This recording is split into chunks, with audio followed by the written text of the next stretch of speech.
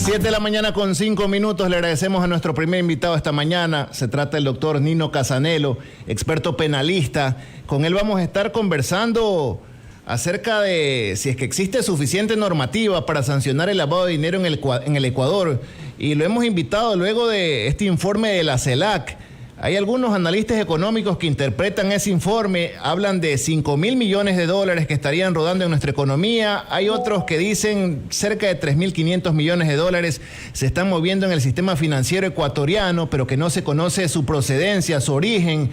Entonces la gente concluye que se están realizando labores de lavado en el Ecuador desde hace mucho tiempo en muchos medios de comunicación. Existe ese interrogante, si es que ya nos convertimos en una gran lavandería aquí en Latinoamérica, si es que estamos camino a hacerlo, pero comencemos por el principio, para conocimiento de la audiencia, aquí en una clase gratuita de Derecho, porque casi siempre nos hablan a los ecuatorianos de delitos, pero muchas veces no conocemos ni siquiera el concepto, y mucho menos cuáles son las sanciones para los que incurren en ese delito, qué elementos necesita la justicia para confirmar ese delito y acusar a alguien. Pero comencemos por el principio. ¿Qué es el lavado de dinero, doctor? Gracias por estar con nosotros esta mañana.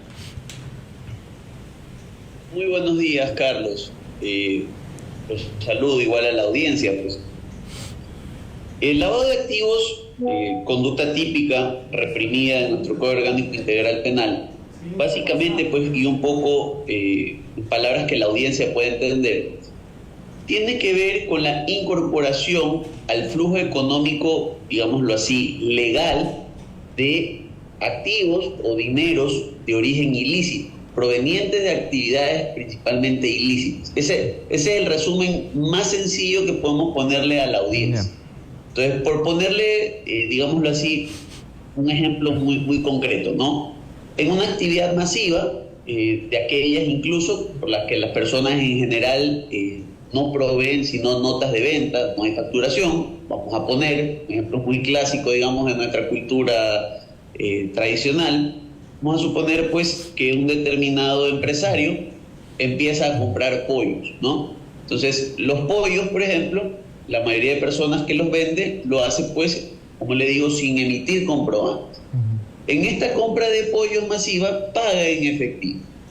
Ese flujo económico, digámoslo así, en efectivo de comprar el pollo es muy difícil de rastrear. Ese pollo luego es incorporado en una cadena productiva, digamos, un restaurante de pollo, y en las ventas masivas, que en ocasiones tampoco generan comprobantes, sino los famosos, mejor dicho, facturas, sino los famosos comprobantes de consumidor final.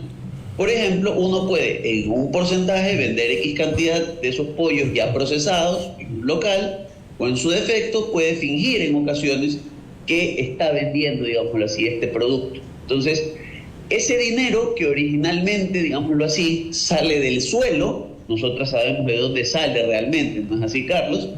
Es incorporado a través de lo que parece ser un proceso productivo. Ese es un ejemplo de muchísimas variables que además en economías tan porosas como la nuestra permite rápido flujo de dinero, ¿no? ¿Cómo controla los organismos de control, los encargados de hacer el rastreo de ese tipo de transacciones económicas?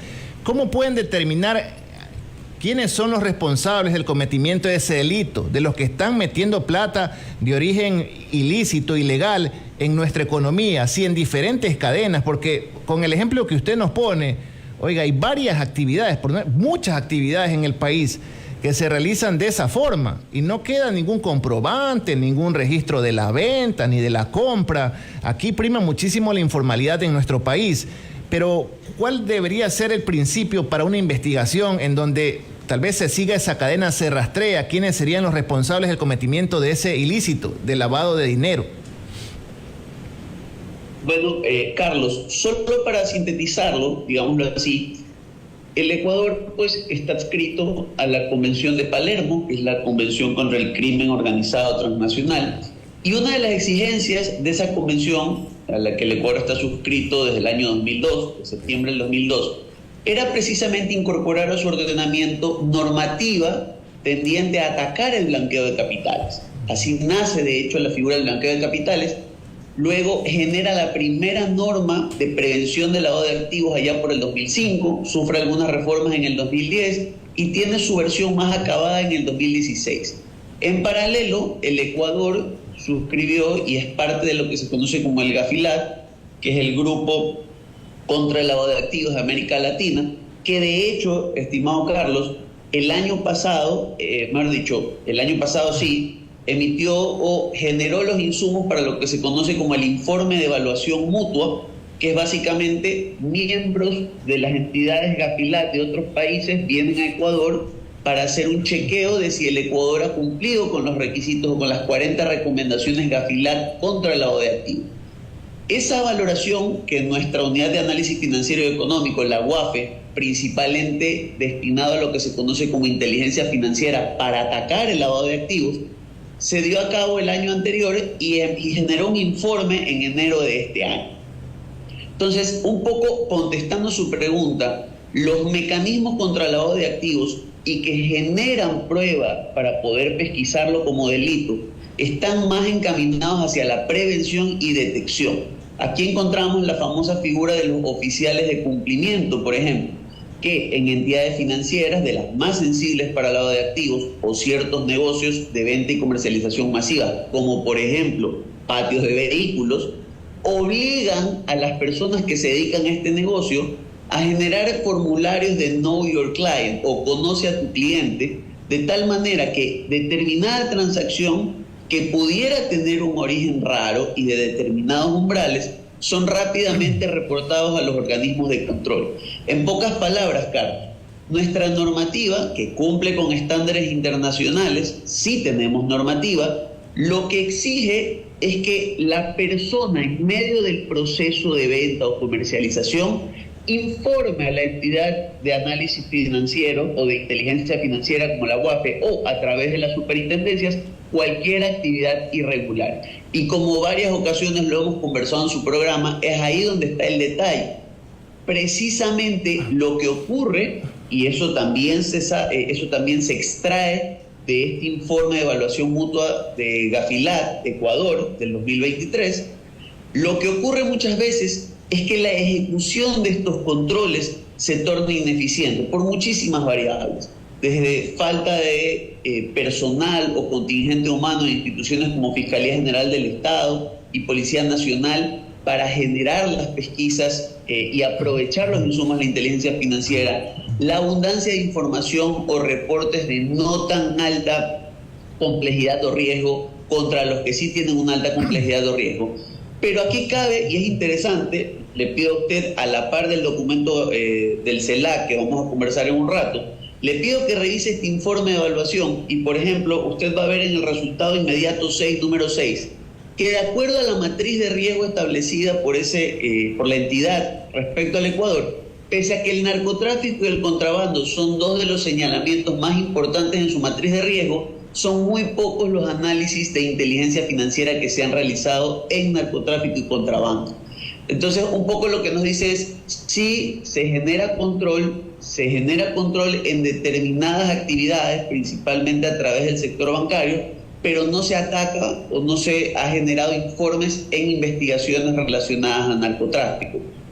Entonces, lo que nos dice, una vez más, es aprovecha tu marco normativo e institucional, la UAFE es una entidad de alta capacitación, así reconocido por el GAFILAT, y aplícalo a la mayor cantidad de delitos que puedas para que estos además circunden como delitos previos al lavado de activos y tengas investigaciones más completas.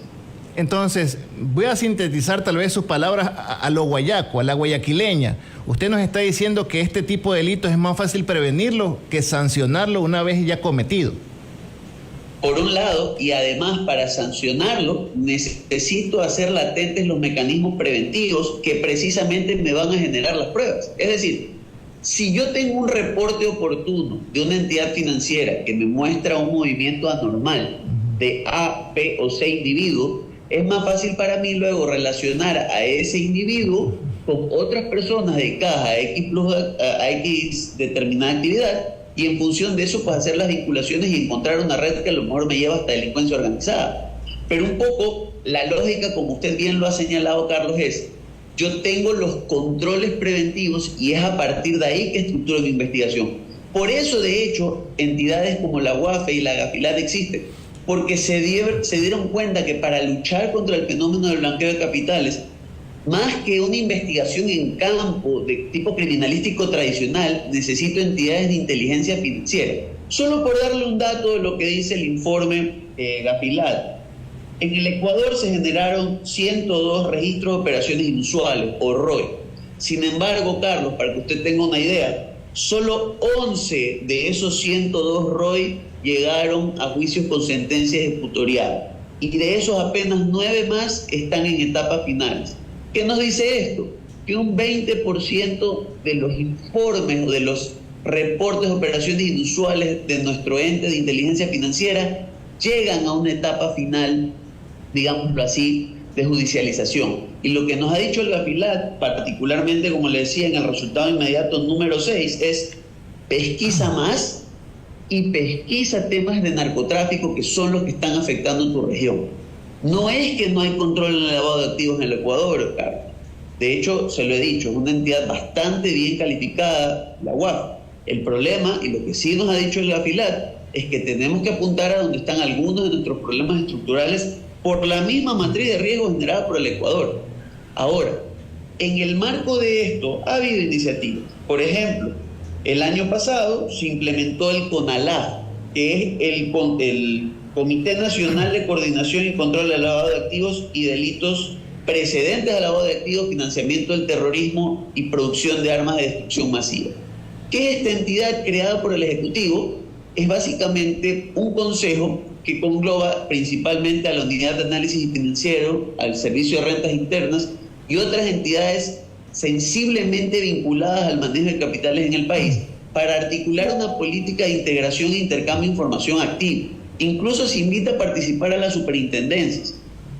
Esta iniciativa es importante, pero de la mano, tal y como lo dijo nuestro informe Gafilat, necesitamos colocar mucho más contingente policial y humano, mucho más contingente humano en Policía y Fiscalía General del Estado para que las investigaciones lleguen a buen término y aprovechar mejor esta información. Oiga, doctor, a propósito de que habla de superintendencias y organismos de control, hablando ya del informe de la CELAC, en donde se estima, existe una estimación de, bueno, según este informe, en el sistema financiero ecuatoriano, 3.500 millones de dólares existirían de dinero sucio, habla este informe de la CELAC, que están corriendo en nuestro sistema financiero, incluso triplicando lo tal vez cifrado en el periodo entre el 2007 y el 2016. Se ha triplicado esa cantidad de dinero, y el estudio de la CELAC encuentra que el crecimiento del dinero ilícito en el torrente legal coincide con el proceso de desregularización del sistema financiero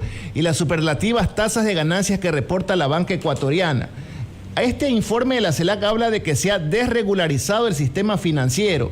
¿Se puede entender que existe falta de control al sistema financiero ecuatoriano o no necesariamente? Si tomamos como referencia el informe de la CELAC, porque usted nos dice que sí existe control por parte de la UAFE, pero al parecer a la CELAC le parece insuficiente aquello y aduce que existe tal vez lavado de dinero sucio en nuestra economía por la desregularización del sistema financiero ecuatoriano, tal como ocurrió antes de la crisis financiera del 99, en donde los bancos, bueno, hicieron lo que quisieron. Mire, Carlos, en primer lugar, digamos, para ir por capas en esto y muy brevemente, ¿no? Ya ha habido muchas voces señalando, por ejemplo, que el informe de la CELAC, en función de la alineación ideológica que esta institución tiene, pues estaría encaminada de una u otra manera a afectar de alguna manera el proceso regulatorio o de prevención del lavado del gobierno. Pero ahí yo solo hago un reparo y le pido a usted que vea la parte final del informe. Y usted se va a dar cuenta que la referencia sobre la incidencia del lavado de activos y los promedios que hace el informe CELAC es el mismo, esto es un documento de la UNODC, es el mismo que recoge la petición de la Presidencia de la República al momento de establecer las razones por las que se necesitaba, entre otras, la incorporación de las Fuerzas Armadas en la mitigación del crimen, que es básicamente el punto 59 y 60 de la propuesta de consulta popular. El documento es el mismo. ¿Y por qué hago esta referencia? Porque aun si mañana existiera este señalamiento, tenemos que tanto el documento gubernamental que sostiene varias de las enmiendas o de las preguntas de consulta popular en función de la incidencia del lavado de activos, es el mismo citado por el informe CELAC. ¿Y por qué parto de decir esto, estimado Carlos? Sin perjuicio de que haya un análisis más pormenorizado en el tiempo de lo que dice la CELAC. Porque la CELAC en el informe sí enfatiza que la información sobre el lavado de activos a nivel nacional, digamos, ecuatoriana, es escasa. Entonces, su referencia y su metodología, que le explica ampliamente aquí, va un poco en este sentido. Dice lo siguiente, que el incremento del dinero total, aquel registrado contablemente y circulando en el país, de acuerdo a reportes del Banco Central, es casi 3 veces en proporción al crecimiento económico, no de los últimos 5, no de los últimos 10, sino más o menos de los últimos 19 o 20 años.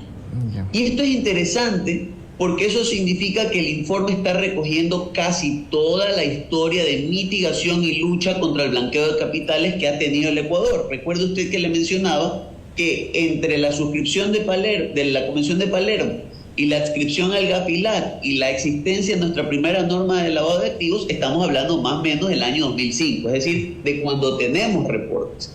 Entonces, esa desregularización de la que se habla, realmente yo más la enfocaría, más aún viendo el informe de evaluación mutua del GAFILAC, la enfocaría en mayor dificultad para ejecutar los controles por menor contingente humano, y eso sí es una realidad. Tanto a nivel de Servicio de Rentas Internas, como de la Unidad de Análisis Financiero Económico, como de Fiscalía General del Estado, lo que sí hemos tenido durante los últimos 5 años es de una u otra manera una reducción en la cantidad y capacidad de funcionarios que pueden procesar todo tipo de reportes. Por darle un ejemplo, el sistema del SRI para determinar se basa en una fórmula de optimización de recursos de determinación. En pocas palabras, si el SRI capta más recursos de determinar a las empresas más grandes del país, con mayor dificultad podrá centrarse en determinaciones atomizadas de ciudadanos que pueden estar vinculados al tema del lavado de activos, pero que en proporción con los grandes contribuyentes son minúsculos. Entonces, es ahí donde las unidades de inteligencia financiera e iniciativas como CONALAP tienen total apertura para generar controles ahí donde no está pudiendo ver la entidad que está enfocada en otros fines, para luego hacer un cross-check de información. Solo por darle un ejemplo, de acuerdo a la normativa UAFE, los patios de vehículos, ¿sí?, personales o a título de personas jurídicas, tienen la obligación de reportar a la Unidad de Análisis Financiero y Económico sus transacciones. Tenemos de muy poca data un ciudadano vinculado a estructuras narcodelictivas que a vista y paciencia de todos tenía un patio de vehículos. La pregunta es, ¿esta persona reportaba sus operaciones? Probablemente sí o probablemente no. Lo más probable, Carlos, es que no. Y que haya pasado por debajo del radar, aun cuando los montos para el contexto de la economía local son altos, haya pasado por debajo del radar porque le convenía más al SRI determinar a un gran contribuyente que a esta persona.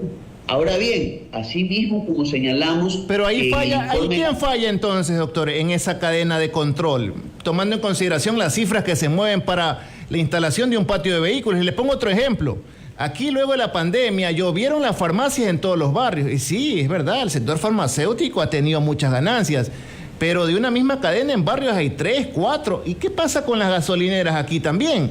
Porque las gasolineras, así de un día para otro, los gasolineros dicen que han tenido el mismo margen de utilidad los últimos 20 años, que no es buen negocio, pero siguen apareciendo las gasolineras y uno se queda, oye, ¿y de dónde? ¿Cómo hacía tanta gente interesada en invertir en ese negocio? Ahí viene el tema, Carlos. No es que nos falte normativa, es que si alguien, por ejemplo, no reportó de un universo de 50 clientes a 30, quien debe irle a exigir o quien debe cotejarle los ingresos bancarios contra lo reportado en formularios son las entidades de control, pero no porque no tengan la potestad ni les falte norma. Es porque hay que reconocer que en momentos el contingente humano se centrará en aquel caso de mayor matriz, y eso está de mayor matriz de riesgo, y eso está recogido en el informe Gafilat, que aquel de bajo nivel. Por eso es que parte de las recomendaciones activas del informe es: empieza a generar reportes sobre los otros problemas que tienes en sociedad. Y esos problemas que tienes en sociedad son narcotráfico. Y si eso supone incrementar los esfuerzos y el contingente humano, es hacia allá donde debe apuntar el gobierno. ¿Por dónde deberían ir esas pesquisas para revisar lo que están haciendo estos grupos narcotraficantes o la gente vinculada a esos grupos? ¿Por dónde deberían iniciar las investigaciones? Porque, mire, aquí hasta los policías tienen temor de ir a ciertos lugares de la ciudad porque saben que pueden ser víctimas de algún atentado, no se atreven a hacer investigaciones. Aquí se meten a los mercados. Mire, ayer se metieron al mercado de la Casuarina a dar bala, a amedrentar a los comerciantes. Entonces la gente anda con temor. Y eso incluye a los integrantes de la Policía Nacional y mucho más a la Fiscalía, pues, General del Estado, al del SRI, al de la UAFE. ¿Cómo va a meterse allí donde las papas queman? ¿Cómo iniciaría estas pesquisas al narcotráfico? Mire, en primer lugar, teniendo contingente humano en las entidades de inteligencia financiera y en las adscritas, Superintendencia y Servicio de Rentas Internas. Y segundo, haciendo un esfuerzo grande de capacitación al personal policial y de fiscalía que vaya a realizar esas pesquisas, y además generando espacios para evitarle a estas personas gozar de estos recursos, que es posible, es posible. Hay que recordar una cosa, Carlos. El origen del derecho mercantil y muchos de sus instrumentos hoy de común data, como el pagaré, la letra de cambio, tienen una sola razón inicial, que es lo difícil que resulta y el riesgo que resulta para un comerciante cargar encima todo el dinero, la liquidez que le produce su negocio. No crea que ese problema lo han solucionado las estructuras delictivas en la modernidad. Ese es el mayor temor de un delincuente, que el gran botín de cualquiera de sus operaciones repose debajo de una baldosa, en un tumbado, debajo de un colchón, a merced de que le pateen la puerta. Meterlo al sistema económico, incorporarlo a la economía, es su más grande aspiración porque le quita el problema de cargar encima la liquidez. En tal sentido, si los reportes se realizan, si se optimizan las sanciones y el señalamiento a entidades bancarias y entes comerciales obligados a reportar a la UAFE con las sanciones y los correctivos necesarios, usted se va a dar cuenta que entre más difícil le sea colocar el dinero en la economía formal, con mayor cantidad de casos de personas que abandonan estas estructuras nos vamos a encontrar, porque no les sirve de nada el dinero en las casas o el dinero que no pueden incorporar al comercio.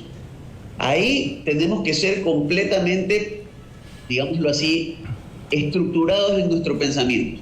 Lo que ha hecho aquí la CELAC es hacer una estimación en función de decir: si tu economía está creciendo a 1/3, es imposible que tu flujo sea de 3 veces lo que creció tu economía, más o menos. Pero aún ellos han sido enfáticos en decir que no se atreven a decir cómo estos mecanismos de lavado se están incorporando. Y esa estimación entre 3.500 y 5.000 millones que usted señala es en función de este análisis de lo que entró a la economía, considerando que el sistema bancario representa casi el 82% de los reportes de lavado de activos. Tenemos que incorporar y ser más fuertes y muchísimo más vehementes en pedirles explicaciones al sector, digamos, comercial y real. Es ahí donde tenemos que entender proyectos inmobiliarios, compra-venta de vehículos, de dónde salen los recursos. Y obviamente muchos serán a través de entidades financieras, pero tenemos que ir ahí donde se están generando las transacciones. Ha anunciado el SRI, con esto culmino, Carlos, algo muy interesante, espero que se logre aplicar este año. Ha hablado de redeterminaciones en función de estilo de vida. Un poco el análisis es: si tú me declaraste tanto al momento de decirme cuánto ganaste y yo descubro, por ejemplo, en mecanismos como tus consumos por tarjeta de crédito, que pese a haber dicho que ganaste 1.000, en tarjeta pagas 15.000 mensuales o un poco menos, por ejemplo, rateo, voy a darte. Pero tenemos que reconocer una cosa: hacer eso por la cantidad de personas que pueden estar inmiscuidas en una operación de ese estilo supone un contingente humano importante, y eso sí no es compatible con un factor: la austeridad. nos toca invertir para recuperar nuestra economía y nos toca capacitar aún más a toda, digamos, la línea de lucha contra el lavado de activos, Carlos. Claro, pues sí, imagínese, para realizar un pago superior a 5,000, 10,000 dólares te piden llenar un formulario, que la licitud de los fondos, etcétera, etcétera, mientras aquí financian campañas electorales, ponen negocios prósperos y digo, están siendo sujetos de control, tienen que presentar tal cantidad de formularios, informar a todas esas transacciones, esos movimientos de su dinero.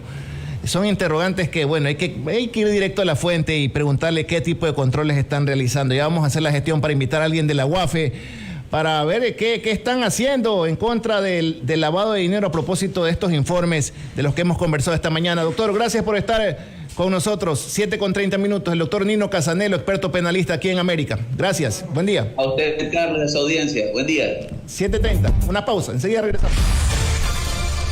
Ecuador en Democracia 2023.